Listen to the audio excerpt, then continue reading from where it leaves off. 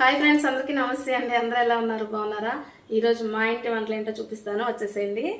Friends, అన్నం అయితే ఒక పక్కన పెట్టేసాను, ఉడుకుతా ఉంది. కూర అయితే ఈరోజు చేపల కూర అండి. మా వారు గ్యాస్ కట్ చేప అయితే తీసుకొచ్చారనమాట. అయితే ఇంటికి తీసుకొస్తే మాత్రం చేసే టైమే లేదు, చర్చికి వెళ్ళాలని చెప్పాను. అందుకని అక్కడే చేపించుకొని తీసుకొచ్చారండి.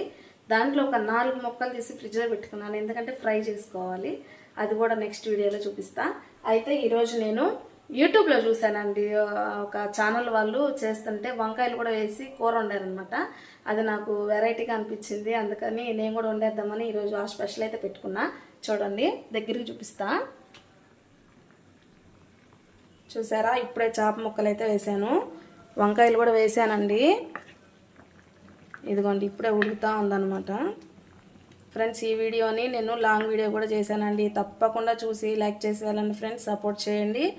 ఈరోజు మా ఇంటి కూర అయితే చేపలు వంకాయ వేసిన కూర. ఓకేనా? మీ ఇంటి వంటలు ఏంటో కూడా షేర్ చేసేయండి.